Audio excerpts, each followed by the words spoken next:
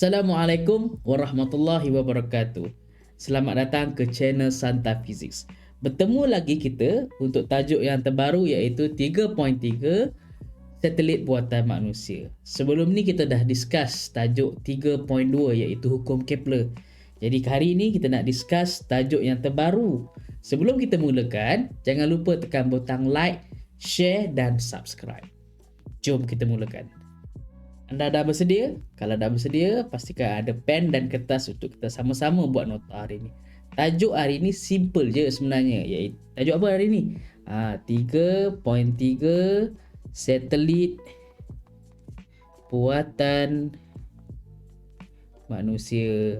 Minta maaf lah kalau tulisan saya ni kurang cantik. Itu je yang mampu kita buat hari ini. Okey, baik. Apa itu satelit? Satelit ni adalah planet ataupun objek yang mengelilingi planet yang lebih besar.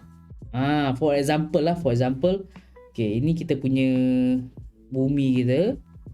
Okey, kita ada bulan, betul tak? So ini bumi dan ini bulan. B besar dengan B kecil. Bulan ni dia mengelilingi ataupun mengorbit bumi kita. Jadi bulan dianggap sebagai satelit kepada bumi. Tapi dalam kes ni bulan adalah satelit semula jadi. Tak ada manusia pergi buat bulan So dia dikenali sebagai satelit semula jadi. Lain pula dengan satelit-satelit komunikasi, satelit-satelit ketenteraan yang ada dekat ruang angkasa. Itulah yang kita sebut sebagai satelit buatan manusia, tajuk kita pada hari ini. Okey. Jadi itu yang kita nak belajar hari ini. Satelit buatan manusia ni dibina di atas bumi. Dia buat siap-siap, kemudian diletak atas kepala roket tu, kemudian teruslah naik atas kan. Roket tu naik ke atas sampai ke destinasi yang dikehendaki. Roket tu akan kekal kat situ. Ketinggian dia daripada permukaan bumi akan berada pada ketinggian yang sama. Macam mana dibuat macam tu? Macam mana sesebuah roket tu boleh dikekalkan kat situ? Jadi itu yang kita nak discuss hari ini, insyaAllah. Okey, kalau nampak ni bumi, dan dekat atas sana ni, dekat atas ni adalah satelit. Satelit yang dah siap dibina di atas bumi kan dihantar naik ke atas ni. Dia ada ketinggian dia yang tertentu. So ini ketinggian dia. Tugas engineer pula kemudian dia nak memastikan satelit ni dapat mengorbit bumi. Dia orbit bumi balik secantik yang mungkin Okey. Tetapi apa sebenarnya yang memastikan satelit ni kekal dekat orbit dia pada ketinggian tu dan mengelilingi bumi? Sebab apa? Kalau tak ada benda ni, satelit tu akan pergi straight macam tu, terlepas jauh daripada bumi dengan kelajuan yang tertentu. Kalau kelajuan tu slow sangat pula, satelit tu akan jatuh ke bumi macam tu. Jadi dia kena kira betul-betul lah. Maksudnya kena tepat dia punya kelajuan, dia punya ketinggian tu. Tapi sebenarnya apa yang memastikan satelit ini kekal mengorbit bumi? Jawapannya adalah daya memusat. Untuk memastikan satelit ni sentiasa mengelilingi bumi pada kelajuan tertentu, pada ketinggian tertentu, okay, kita kena faham dulu apa itu daya gravitational force ataupun daya graviti yang menyebabkan wujudnya daya memusat. Sebelum ni kita dah tengok pun sebenarnya daya memusat tu. So keyword dia adalah daya memusat. Okay. So daya memusat ni ataupun daya tarikan graviti ni adalah yang diperlukan untuk membekalkan daya membolehkan satelit bergerak mengelilingi bumi dalam orbit yang tetap. Itu sebenarnya. Okey. Kalau kita masih ingat lagi rumus ataupun formula daya memusat dan hukum kegravitian semesta. Hukum kegravitian semesta Newton. Kalau kita gabung kedua-dua ni, sebenarnya kita boleh menerbitkan ataupun kita boleh cari laju linear sesuatu satelit. Itu yang kita nak buat selepas ini.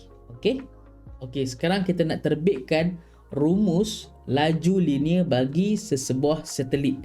Okey, yang pertama kita perlukan hukum kegravitian semesta antara bumi itu sendiri dengan satelit itu.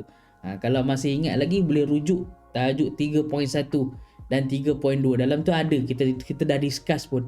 Okey, apakah formula ni? Formula dia senang saja. F equals to G M besar untuk mass bumi dan M kecil untuk mass satelit itu. Kemudian kita over dengan R squared. Itu adalah kita punya formula yang pertama. Kemudian kita ada kedua, daya memusat. Formula ni F sama dengan mv squared over R. So dengan dua formula ni kat atas ni, kita boleh olah supaya kita dapat menentukan velocity sesebuah satelit. Caranya sangat mudah. Okay. Yang ini adalah formula pertama. Ini adalah formula kedua. So 1 dan 2 ni kita samakan. Jadi apa akan jadi? G M over R squared, okay, sama dengan M V squared over R. So kalau kita nampak kat sini, ada yang kita boleh batalkan, kita cancelkan. Okay, yang pertama kita akan ada M. So mass of satellite kat sini kan, tiba-tiba mass of satellite dia dah macam tak diperlukan lah. Kita tak perlukan. Kemudian R, yang ini kita boleh cancelkan, tinggallah satu R sebelah sini. So kita nak apa yang kita nak? Kita nak yang ini. Ni. Yang biru tu. Kita nak V tu. So jadi kita jadikan V sebagai perkara rumus. So kita olah balik. So kita akan dapat V squared sama dengan GM over R. Dan kuasa tu kita alihkan dia. So dia akan jadi V squared. Kita dah alihkan, kita dah buang V tu. So kita akan dapat V sama dengan punca kuasa GM over R. So this is tekan luar pula dah kat sini. Kita delete balik. So this is the formula ataupun rumus yang kita nak terbitkan. Bagi cantik-cantik sikit. Okey, itu adalah formula dia. V sama dengan punca kuasa GM over R. So ini adalah yang menentukan kita boleh cari laju linear satelit. Menggunakan rumus ni kita boleh cari laju linear satelit. Simple kan? Tak adalah susah mana kan? Boleh faham? Kalau boleh, komen sikit. Barulah semangat sikit. Lepas ni nak buat video-video lain pula. Okay? Sekarang ni, kita dah ada satu formula atau satu rumus yang boleh kita gunakan untuk menentukan laju linear sesebuah satelit. Tetapi perasan tak? Berapakah faktor-faktor yang wujud dalam tu? Sebenarnya senang je. Kalau kita lihat dalam formula ni, kita ada satu R. Ini adalah unknown ataupun pemboleh ubah yang kita kena tahu untuk mengenal pasti laju linear tu. Sebab apa? Sebab G, kalau saya gunakan pink pula lah. G ni kita tahu nilai dia. Okay? Kita dah tahu nilai dia. M, kita pun tahu nilai dia. R yang kita tak tahu. So kalau kita dapat kena pasti ketinggian sesebuah satelit. R tu apa? R tu adalah ketinggian sesebuah satelit. Maka dengan mudah, jari sebuah satelit ni, dengan mudah kita dapat mengenal pasti laju linear sesebuah satelit. Simple? Simple. Itu adalah faktor yang menentukan laju sesebuah satelit, iaitu jejarinya ataupun radiusnya. Tetapi apa hubungan antara jejari dengan velocity ni, laju linear ni? Kalau tengok dekat formula ni, simple je kalau kita tengok kat formula ni. So dalam formula ni kita ada V sama dengan punca kuasa GM over R. So kalau kita tengok kedudukan tu, dia adalah berkadar songsang. So jadi kita boleh nyatakan terus kat sini, V berkadar songsang dengan, saya naikkan sikit lah, dengan, maksudnya ke situ semakin besar R, okey, semakin kecil V tu. Ataupun semakin kecil R tu, semakin besar V tu. Nampak? Jika semakin dekat dengan bumi, velocity tu akan jadi semakin laju.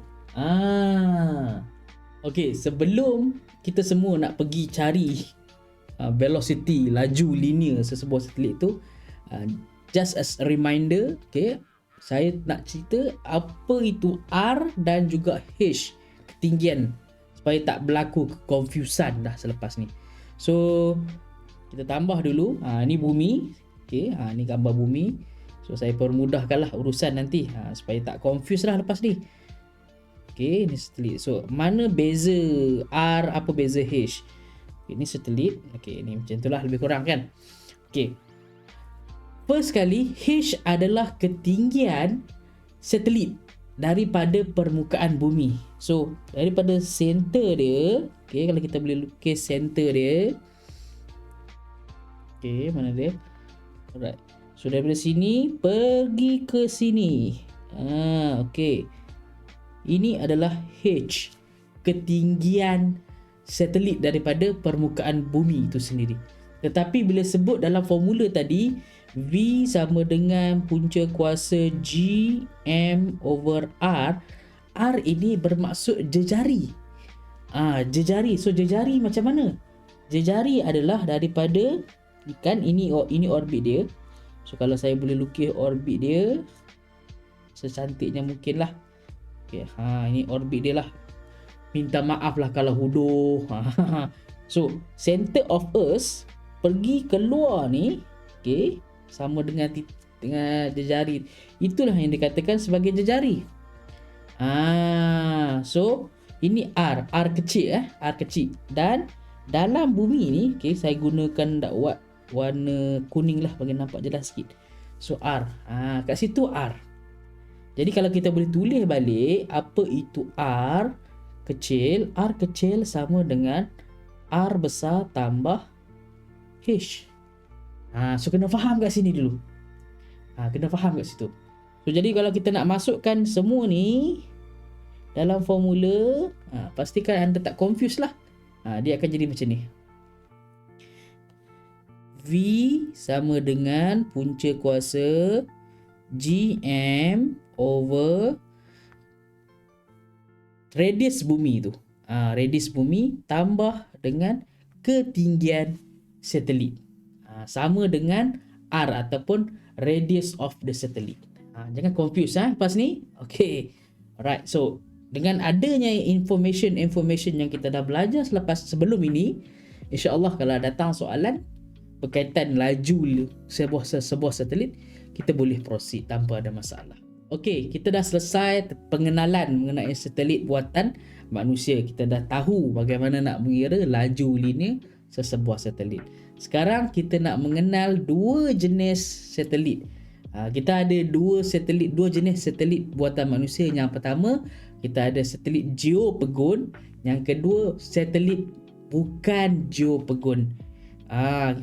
Ada persamaan antara kedua-dua jenis satelit ini dan juga ada perbezaan antara keduanya.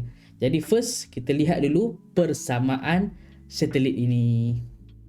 Persamaan pertama yang dimiliki antara satelit geopegon dan satelit bukan geopegon ni adalah kedua-duanya dibina dan dihantar ke angkasa lepas untuk mengelilingi bumi. Itu tujuan dia yang pertama, ya, untuk mengelilingi bumi. That's the reason why they were built and sent to outer space. Alright. Selain daripada tu, persamaan antara kedua-dua satelit ini adalah laju linear kedua-dua satelit ini boleh ditentukan melalui formula ataupun rumus yang kita buat tadi, iaitu V sama dengan punca kuasa 2 Gm over R. Itu persamaan kedua. Selain daripada dua persamaan tadi, tempoh ataupun masa yang diambil oleh satelit tu boleh diberikan ataupun boleh dicari dengan menggunakan formula yang kita belajar tajuk sebelum ni 3.2, iaitu T sama dengan punca kuasa 4 pi kuasa 2 R kuasa 3 bahagi GM. So ada tiga persamaan antara satelit geopegun dengan bukan geopegun. So yang ini semua yang saya baru saja tulis tadi adalah persamaan. Persamaan. So sekarang kita nak lihat pula perbezaan antara geopegun dan bukan geopegun. So kita nak lihat perbezaan. Okay, so kita bahagi dua lah, senang. Yang pertama, satelit geopegun. Nama pun satelit geopegun, maksudnya dalam bahasa mudah untuk kita faham lah. Geo adalah permukaan, geografi dia tu, dan dia pegun dekat situ. So arah pergerakan yang sama dengan arah putaran bumi. So yang pertama kat sini, arah putaran sama dengan putaran bumi. Tetapi satelit bukan geopegun ni, dia tak tetap. Dia juga boleh pergi ke arah mana-mana. So dia punya arah dia tidak, saya bagi jelas sikit, nanti confuse pula kan, tak tahu apa. So arah putaran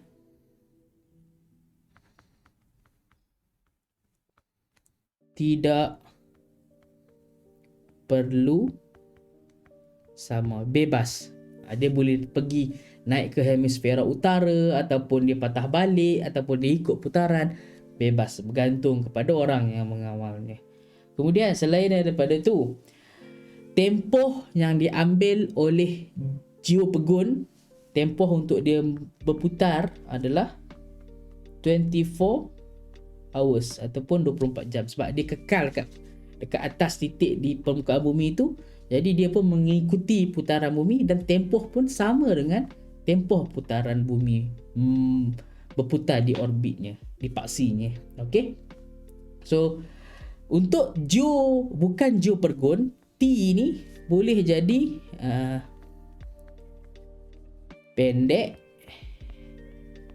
ataupun lebih panjang masa daripada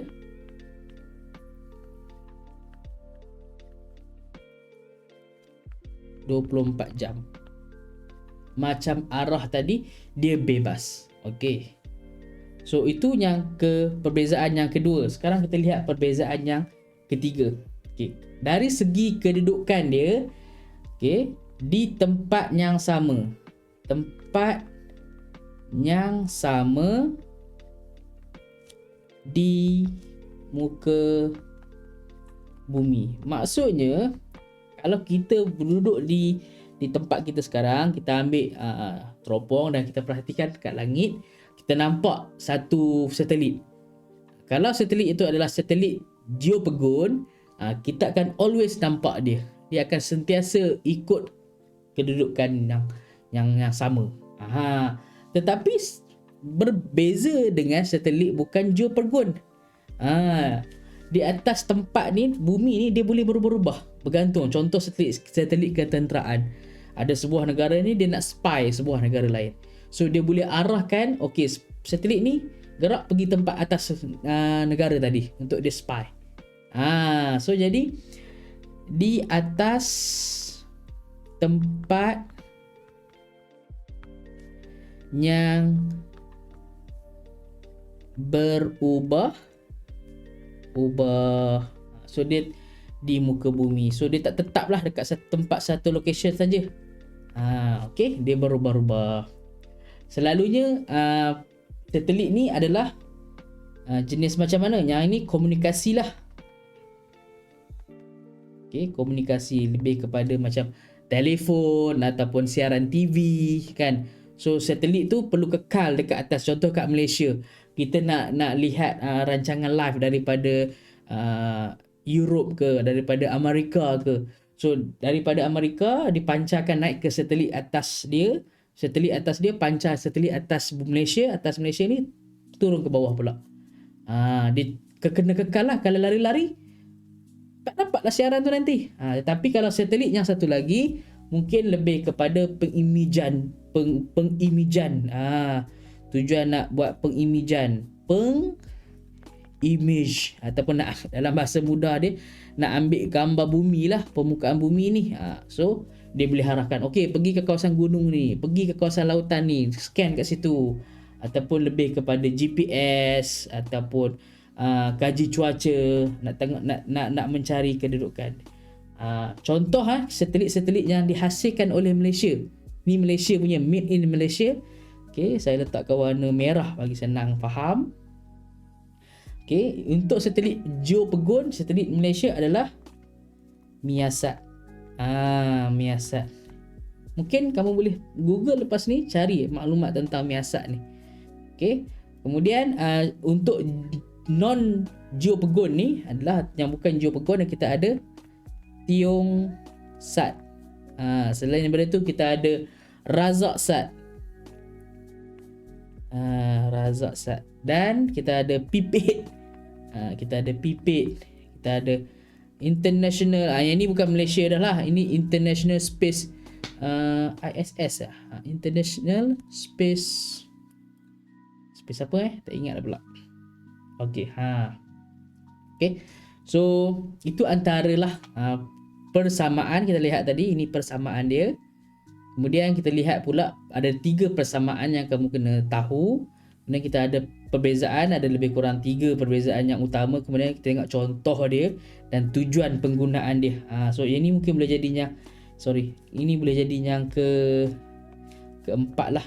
Kalau kita buat ini yang perbezaan pertama, kedua, ketiga dan juga keempat. Kemudian yang merah tu lebih kepada dia punya contoh dia.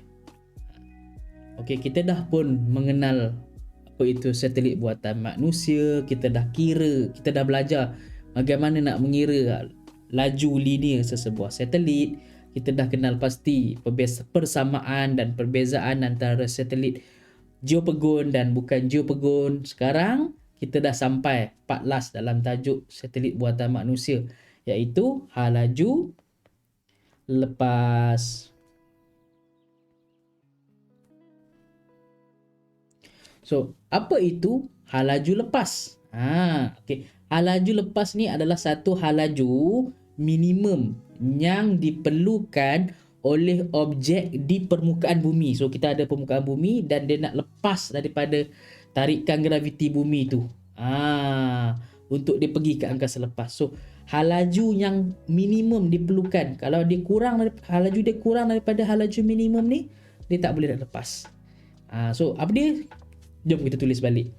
So, halaju lepas adalah, kita tulis warna merah lah. Okay. Merah bukan warna ni. So, halaju minimum yang diperlukan,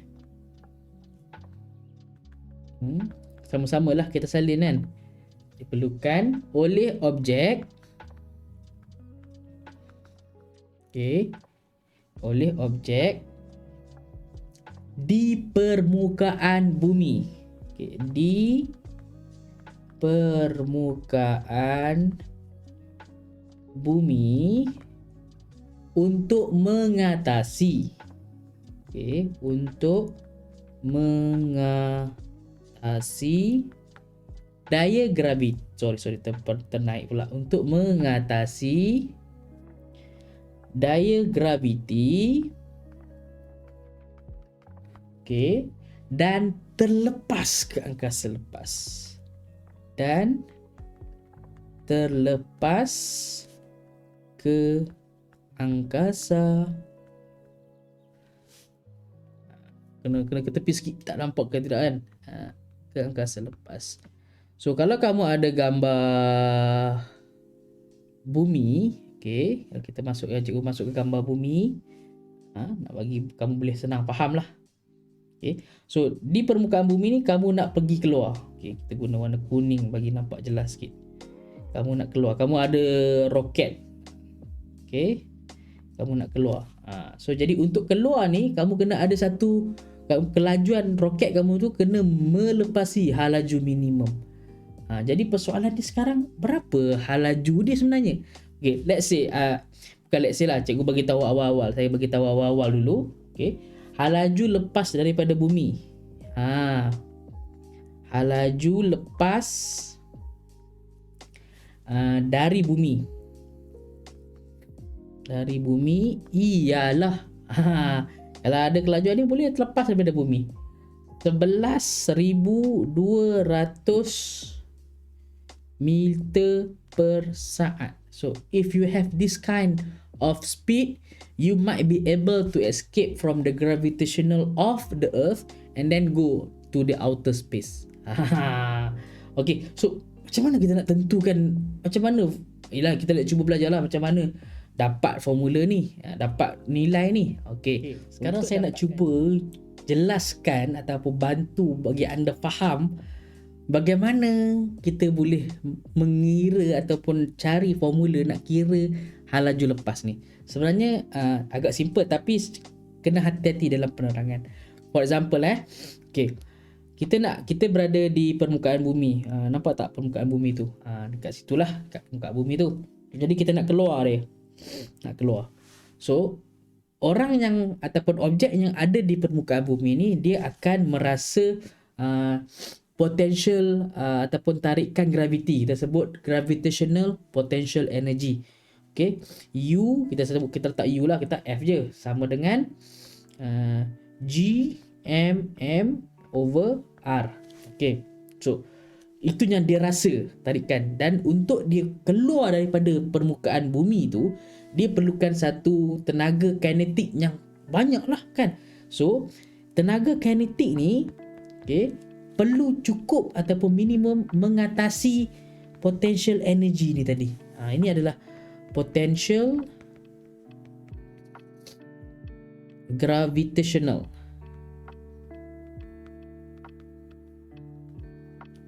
energy, ataupun tenaga keupayaan graviti yang menarik dia. So satu lagi tenaga yang diperlukan untuk melawan tenaga potential ni adalah tenaga kinetik. So jadi tenaga kinetik tambah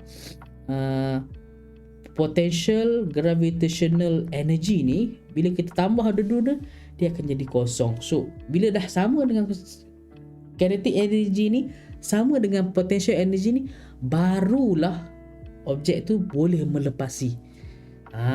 Barulah dia boleh keluar daripada tarikan graviti ni.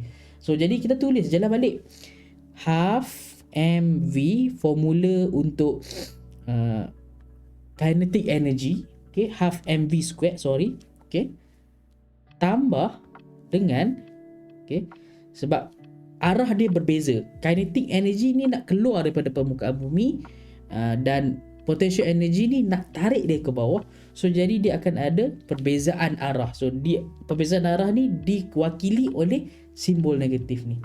Okay, so Gm M over R sama dengan kosong. So selepas ni lebih kepada matematik sahaja. So kalau kita boleh susun balik, setengah mv squared sama dengan Gm M over R. So ada yang kita boleh cancelkan, dan yang kita nak cari adalah V tu. Kalau saya boleh highlightkan dengan warna orange kan, kuning ni, ni V ni kita nak jadikan dia sebagai perkara rumus. Nak jadikan dia sebagai perkara rumus supaya itulah velocity ataupun halaju lepas. Okay, jadi kita susun balik V. Sebelum tu kita boleh batalkan apa yang boleh kita batalkan. Kita batalkan dulu M dengan M, kita batalkan. So tinggallah V squared sama dengan Gm, okay, 2 naik ke atas over R. So kalau kita simplify dia akan jadi macam ni. Kalau simplify kita susun balik, So ini adalah formula untuk hala laju lepas. Okay, this is hala laju lepas ataupun escape velocity. Apakah kepentingan mengetahui knowledge ni? Kenapa nak tahu sangat hal laju lepas ni? Bukannya kita ada tenaga yang cukup, bukanlah kita nak terbang, tetapi dengan mengetahui benda-benda ni, dengan mengetahui knowledge ni, okay, manfaat dia adalah kita dapat menghargai yang mana kenapa bumi ada ni atmosfera. Kenapa bumi ada lapisan atmosfera? Kenapa dekat Marikh tak ada? Planet-planet lain kurang atmosfera dia berbanding bumi. Bumi mampu mengekalkan lapisan atmosfera sekelilingnya kerana molekul-molekul udara, gas-gas yang ada dekat atas permukaan bumi ini mempunyai laju linear yang rendah sekitar 5,000. So atmosfera dapat dikekalkan kerana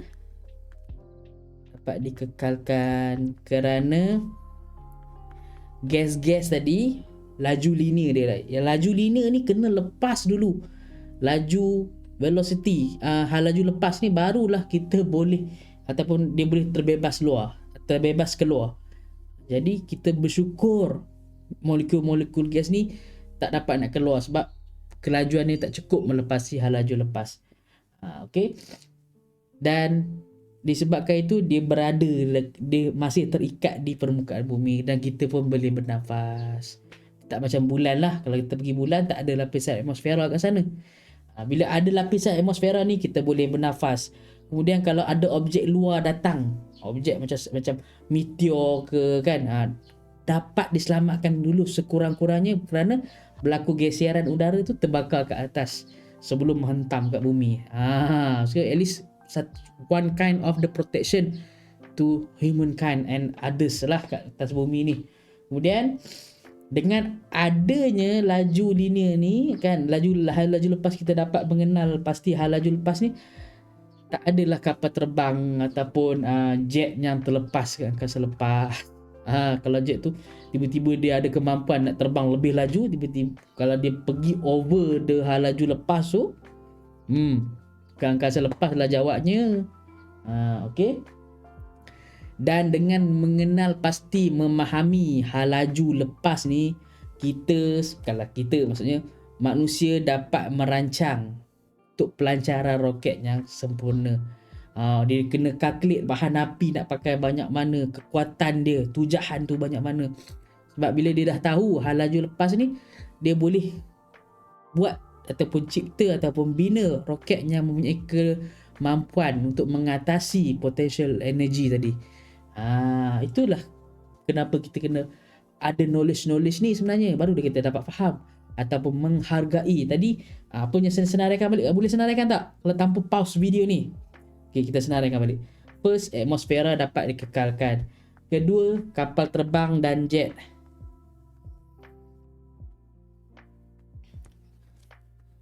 Kapal terbang dan jet tak terlepas.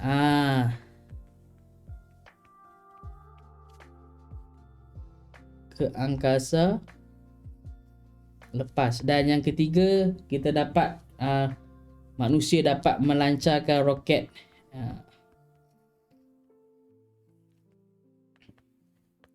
ke angkasa lepas. Bila dah ada roket ke angkasa lepas ni, kita boleh hantar apa? Satelit ke angkasa lepas. Kita boleh dapat siaran. Kalau macam sekarang ni, nak tengok rancangan bola ataupun kita nak tengok rancangan live apa-apa pertandingan, kita ada kebolehan tu. Sebab apa? Dengan knowledge seperti ini. Maka dengan itu berakhirlah topik discussion kita pada hari ini. Semoga apa yang kita belajar hari ini memberikan manfaat baik untuk diri sendiri dan juga semua orang di sekeliling kita. Sebelum kita tamatkan kelas kita pada hari ini, jangan lupa tekan butang like, share, komenlah sikit-sikit dan subscribe. Okay, supaya semua orang lain dapat menerima manfaat ini. Sekian, kita jumpa lagi di episod yang akan datang. Assalamualaikum.